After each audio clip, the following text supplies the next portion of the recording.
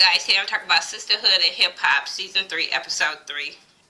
Sorry I ain't got no makeup, no, I don't wear makeup, but no earrings on, because it's hot as hell, and them earrings keep burning my face. It is 109 right now, and it's only like 1:15 in the afternoon. I'm just saying.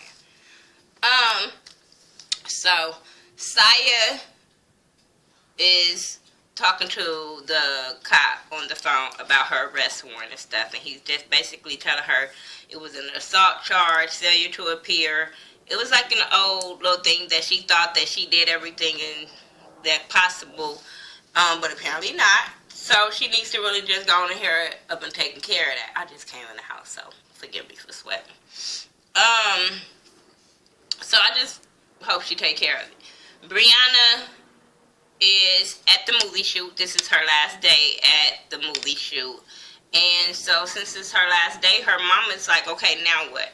You need to get back into the music and stuff like that. And Brianna's whole thing is she don't want to rush any music because this album is going to be real deep and personal about her childhood, her growing up and stuff like that. It's just not going to be her putting out anything. And I'm like, you shouldn't have been putting out anything in the first place if you want to be taken serious as an artist. But I understand what she's saying about rushing and keep putting out music just because. So she real skeptical about that. Her mom is like, no, this is what you need to do. But Brianna is like really standing her ground. So Kiki told her she booked some studio time for her in Atlanta. So I was like, okay, so next stop is Atlanta. One thing I like about Sisterhood and Hip Hop, they don't just stay in one place. They were in New York, they were in LA, they were in Philly, now in Atlanta. So I like how they're moving around and spreading their music and stuff. So I do like that. Leela Mason is at home with her family because apparently the night before she had got robbed and she was with a friend and somebody pulled out some machine guns on them, made them get out the car and took the car and everything in it. Her ID, her debit card, her money, her phone, everything was taken. So, of course, her family is very, very upset. Her brother mad as hell, ready to go ride. And I'm sitting there like, be quiet. Move in silence. Please be quiet. I understand you mad and you gotta play hard for the cameras, but boo-boo. Whoever did this to her, if something would happen, they would come straight for you. Be quiet. That's all I'm saying. I'm not saying don't do it. I'm just saying be quiet. And she's worried. That's why she wants to get her family out of the situation they're in now, because she know her brother will pop off when it comes to his family. And I'm like, girl, and you want to take them to LA? You want to take them to Atlanta? I'm just saying. Like, he has a hot head. And them areas, he's going to still have a hot head. I'm just saying. He has to work on him, I'm just saying, before he can move somewhere else. Lee Mason meets up with Shantae and to talk to her about the robbery. And she said one thing she left out that she had to tell Shantae was she lost all the music that they had. Both of the hard drive they had with everything on it, music, videos, everything that they had for the new mixtape to come drop soon has to be now put on hold because of the robbery. So, Shantae is feeling some kind of way and stuff like that, talking about we spent a lot of money. So, okay, apparently she's putting in money for her studio sessions and all this kind of stuff. Okay, I still don't like her as a manager. But, yeah, so they were talking about that. So now they're talking about going to Atlanta. I said, okay, everybody going to Atlanta. They said they can, if they don't do the whole mixtape, then they can at least put out the main singles that they had for the mixtape. Kiki and Brianna go eat, thinking it's a mom and daughter day, but no, Kiki got something under her sleeve because she says she always in manager mode, and she tells Brianna that she wants to get back into the music. Tell her fans really wants to hear her, have been reading her messages about what the fans have been saying about Brianna, and so that they need to have a listening party at least to, get the music out there, see what the feedback of people. So if you have to make tweaks to your music, you do that, but you still want to stay relevant. That's one thing I liked about her. One, she didn't want to hear that Brianna wanted to put her music on hold, but she had to let Brianna know, like, your fans love you, your fans want to hear you, and she had proof behind that. Not going in there like, no, this is what you need to do, this is what you need to do. She kind of, like, eased her into want to even have this listening party because she put her fans in there first. Not, oh, you're going to have a listening party. I don't care what you say about you don't want to put your music out. You still going to put it out. No, that's not what she did. She eased her into it, so that was cool. Saya goes to the studio, and Lulu and the producer is there, and it's time for her to work. It's the second studio session, it's time for her to work. But she gets into the booth, and Saya can't focus. Saya cannot focus because of all the legal drama that she has gone through, but she doesn't want to tell Lulu and stuff like that. But at the same time, he getting pissed off at her because she's not doing what she needs to do in the studio. And he said, Tank is going to be really mad about putting this money out and you're not doing what you have to do. But she was like, you get your ass in the booth then. But she not focused, so okay. Lee Mason goes to Jazzy Faye in Atlanta, and they're in the studio, and they're talking about the whole robbery situation and how she just has to start over. So Jazzy Faye is willing to work with her, and that's a good look for her to go from Philly to Atlanta and work with a big producer like Jazzy Faye. And he did a little track for her, and they rocked it out. I didn't think the song was bad at all. I think it needed a little tweaking, but I didn't think the song was bad at all. She could be garbage, and I could just be in here like, girl. But she's not bad at all. I keep saying I'm going to check them out and their music, but I'm going to really check them out before the next episode.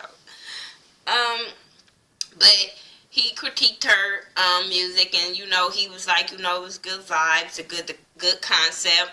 He also told her that she could be a good songwriter. And I was saying that on the last review, how, being a new artist, you don't never want to limit yourself. You never want to put yourself in the box. You want to have all of that creativity and put it out there. You never know what audience you might grab. So I was glad that he gave her that advice because her manager is not giving her that. So that was cool, and he was telling her, like, keep evolving. You brand new, keep evolving as a songwriter. Songwriters be paid. And we could see how Candy Birds wasn't doing music for a long time, but she was staying rich and relevant because she was a songwriter. So I just really want her to really keep that creative side and not let somebody hinder her from what could be her blessing, like, for real. She said she needs to talk to Shantae because it's time for her to get up out of Philly. Brianna is in Atlanta at the nail salon, and I'm like, girl, didn't you just get your nails done with your mama? But this time they getting their feet done, and she's there with Lee Mason. Diamond comes by, they introduce, and they all just want to get together, have a nice ass time. They start talking about the strip club in Atlanta, and if y'all would have saw my face, then when she said Magic City, I really was like,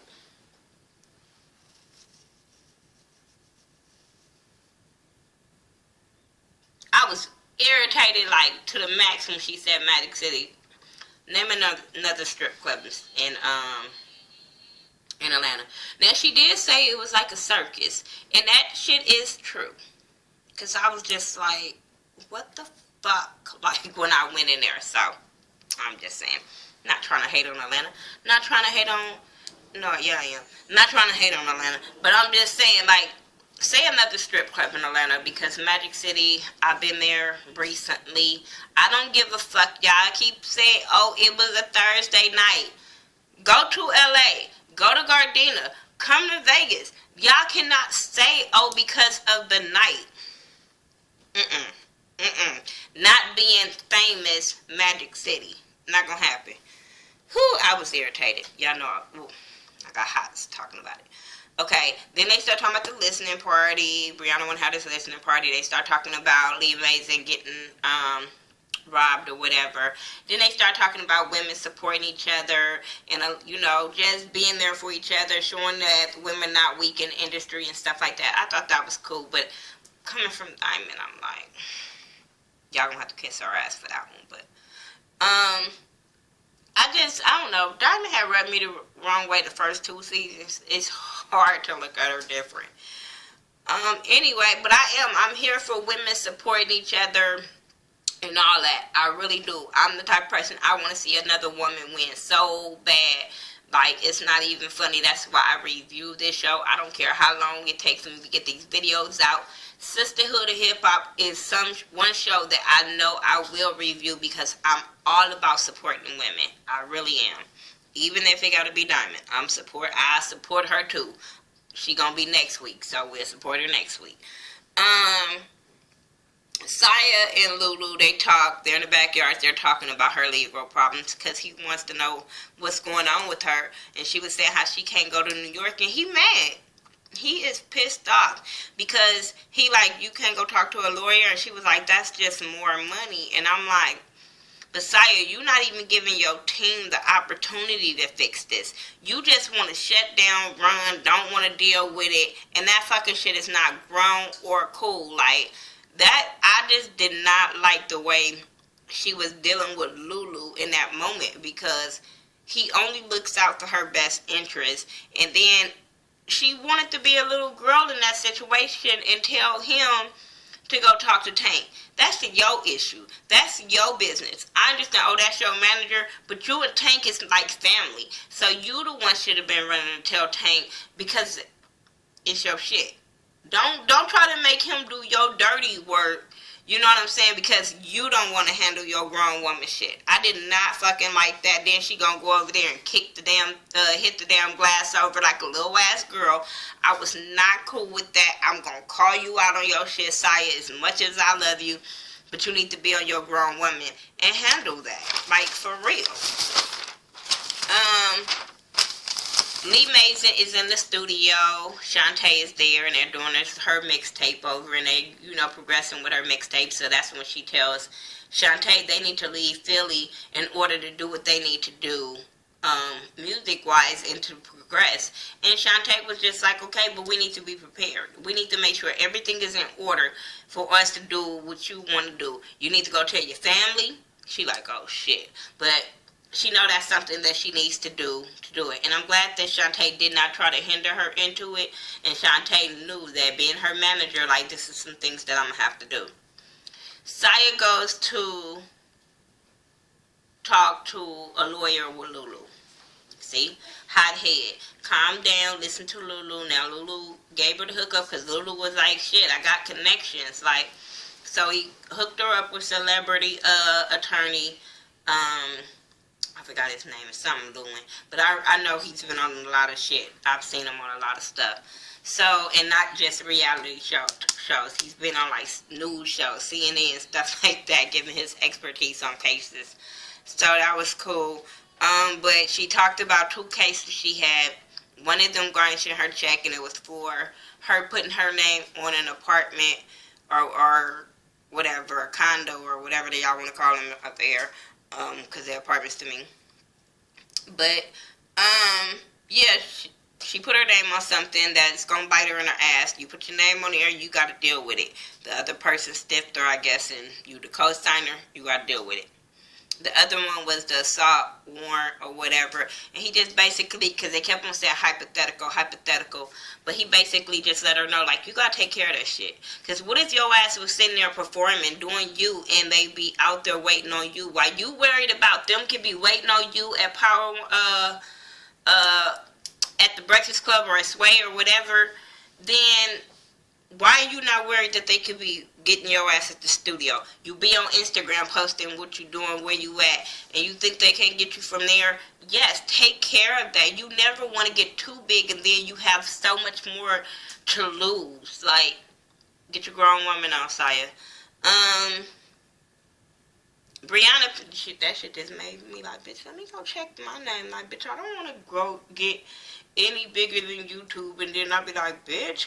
So, because, you know, your pastor can bite you in your ass. Brianna has this listening party, and she's kind of scared about the people's reaction because it's a different sound, different stuff, or whatever. Lee Mason and Diamond shows up to support, and they listen to her music. She gives them a little speech about coming or whatever, get drunk, listen to the music. And at first, I don't know if it was editing, trying to make her look fucking bad or what, but everybody was standing around not saying nothing. People, Lee Mason was on her phone. She was bobbing her head, but she was on her phone, so I don't know if she was tweeting, listen to this, I don't know. But everybody was just standing around. Next thing you know, then everybody started vibing, and, you know, she got good feedback saying, you know, it was for the street, stuff like that, so that was cool. Saya calls Daisy at the end and runs away from her fucking problems and go to a bigger problem, because y'all know I'm not feeling her with Daisy. So she goes to Daisy and says she's not going to New York.